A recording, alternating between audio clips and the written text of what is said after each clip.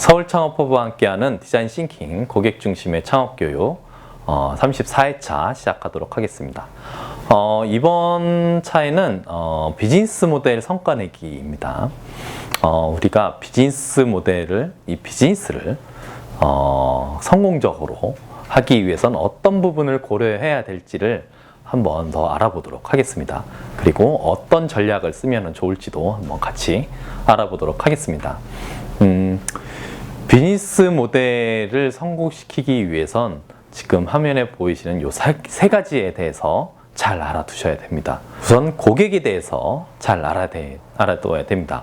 내가 제품 서비스를 만들어서 어떤 고객에게 이것을 전달할지, 이 고객이 결국엔 어떤 니즈를 갖고 있는지를 제대로 파악을 해야 된다는 거죠.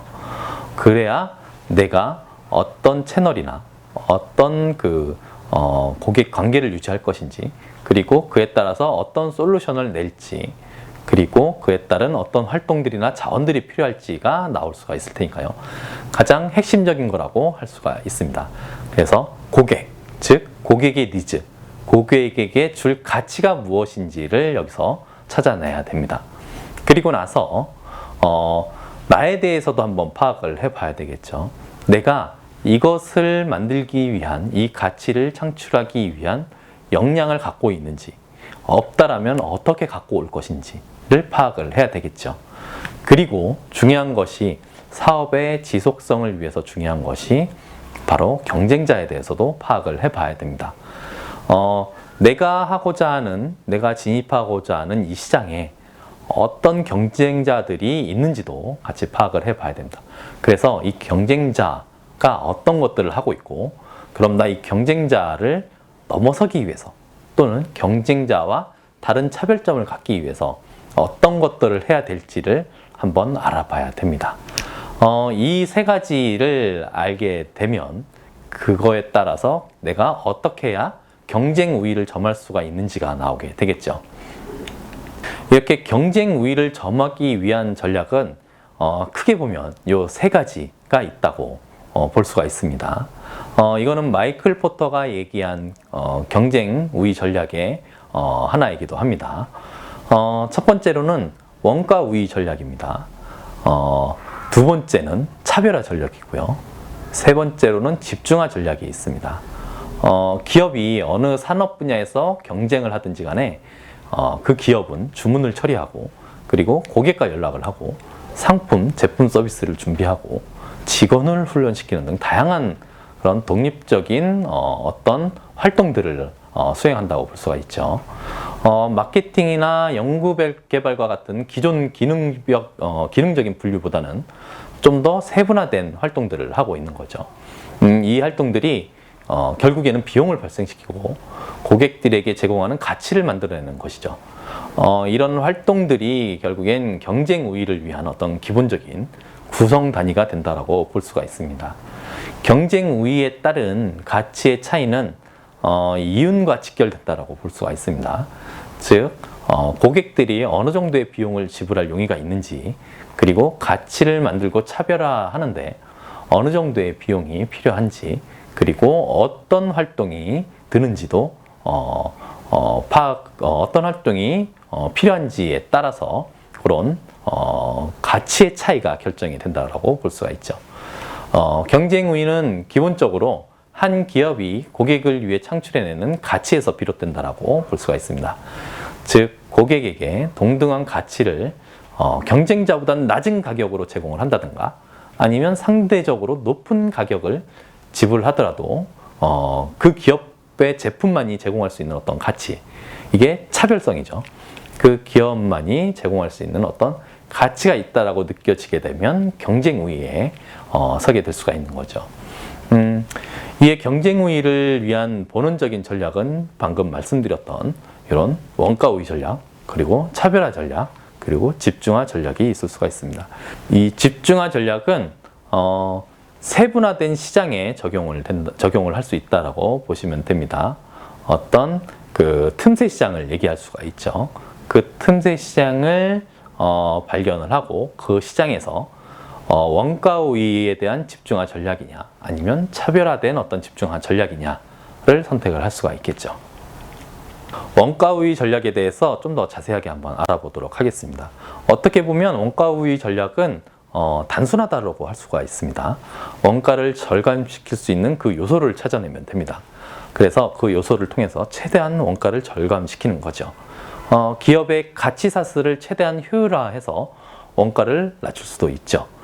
가치사슬이라고 하면 나를 기준으로 공급업체가 있을 수 있고 어떤 수요, 그러니까 나의 고객이 되겠죠. 고객이 있을 수가 있습니다.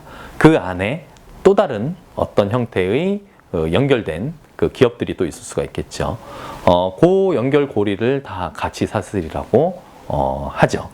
자, 그렇게 원가를 낮추어 그 동일한 품질을 생산하는 방법을 강구하면은 그게 원가 우위 전략이라고 할 수가 있습니다. 대표적인 예가 저가항공사를 둘 수가 있죠. 어떤 온라인 예약이라든가 아니면 무인 체크인 시스템을 도입을 한다든가 아니면 뭐 기내식을 없앤다든가 그리고 수화물에 별도 비용을 부과하는 형태 그리고 그 1등석 같은 걸 없애서 뭐 전자석이 동일한 비용으로 동일한 요금으로 책정을 한다든가 뭐 그런 서비스들을 그런 그 시스템들을 도입을 하면서 원가를 낮추는 거죠. 그리고 대형마트도 여기에 해당이 된다라고 할 수 있습니다. 어떤 재고 관리 시스템이라든가 어떤 물류 시스템 그 대단히 물류 시스템을 활용을 해가지고 원가를 대폭 낮추는 거죠. 자, 그리고 차별화 전략에 대해서도 한번 알아보겠습니다. 차별화 전략이라는 거는 고객이 가치 있다고 생각하는 요소들, 그 요소를 제품이나 서비스에 반영을 해서 경쟁자의 제품과 어떤 다른 점, 차별점을 찾아내는 거죠. 그래서 고객 충성도를 확보를 하고 이를 통해서 가격 프리미엄이나 매출 증대를 꾀하는 전략을 얘기를 하죠. 여기서 차별화라는 것은 단순히 다른 경쟁사와 다름을 이야기하는 것만은 아닙니다. 이게 기본이 되는 것은 고객 니즈하고 맞는지를 한번 보셔야 됩니다. 그래야 차별화가 먹힐 수가 있는 거죠. 그 예시로 보면은 어떤 그 브랜드와 관련된 기업들이 여기에 해당이 될 수가 있겠죠. 어떤 그 명품 브랜드, 뭐 롤렉스 같은 경우도 거기에 해당이 될 수가 있겠죠. 어떤 고급스러운 이미지를 통해서 고객들이 그 이미지 때문에 그 제품을 구매하는 경우. 그리고 애플도 어쩌면 이런 브랜드 또는 기술 성능에도 포함이 될 수가 있을 것 같아요. 어떤 독자적인 OS를 구축을 하고 그리고 IBM에 비해서 또 뛰어난 성능도 제공을 하죠. 그리고 어떤 디자인이나 어떤 독특함도 또 있죠. 그런 어떤 기능이나 기술이나 성능 부분에서 차별화되고 그리고 브랜드도 어쩌면 차별화된 브랜드를 나타내는 게 애플이라고도 할 수가 있겠죠.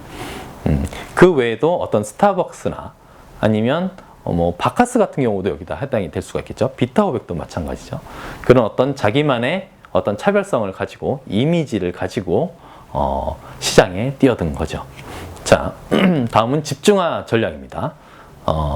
집중화 전략은 그 주류 시장이 아닌 어떤 틈새 시장에 대해서 원가 우위 또는 차별화 전략을 통해서 고객 니즈를 만족시키는 그런 전략을 얘기를 합니다. 그래서 여기서 보면은 사례들을 보면 어떤 포르쉐 같은 경우도 여기에 해당이 될 수가 있죠. 스포츠카에 좀 더 초점이 맞춰져 있죠. 그래서 스포츠카에 초점이 맞춰져서 어떤 차별성, 기술적인 성능이나 기술을 가지고 그런 틈새 시장을 공략을 한 거죠. 그래서 이게 집중화된 차별화 전략이라고 볼 수가 있겠죠. 그리고 고디바 초콜릿 같은 경우도 여기에 해당이 될 수가 있습니다.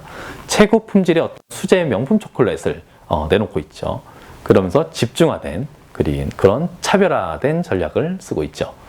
그리고 공략하고자 하는 시장이 일반 시장보다는 훨씬 가격에 민감할 때 원가 우위된 차별화 전략을 원가 우위 다시 공략하고자 하는 시장이 일반 시장보단 훨씬 가격에 민감할 경우에 어떤 집중화된 원가 우위 전략을 또 쓸 수가 있는 거죠.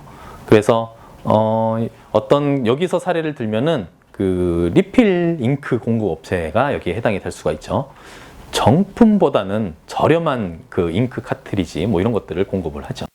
그래서 집중화된 어떤 원가 우위 전략을 취하고 있는 거죠.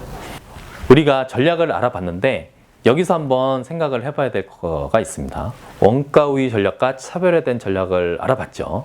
근데 이 전략을 추구할 때 그런 실패 요인들이 있어요. 원가 우위 전략을 추구하는 기업의 실패 요인은 과도한 내부지향적인 시각에 따라서 환경 변화를 포착하는 데 실패한 경우가 있죠. 그래서 원가 절감을 위해서 곧 진부화될 요인들에 대한 과도한 투자 때문인 거죠.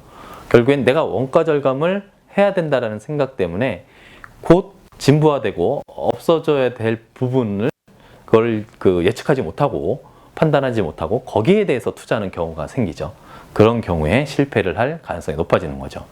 그리고 차별화된 전략 추구를 하는 기업의 실패 요인은 소비자의 가치와 상관없는 요소에 대해서 과도하게 차별화하려고 하는 부분이 있습니다. 아까도 말씀드렸듯이 차별화된 전략의 핵심은 단순히 다른 게 아니고 고객이 정말 원하는 것인지를 파악해 볼 필요가 있는 거죠.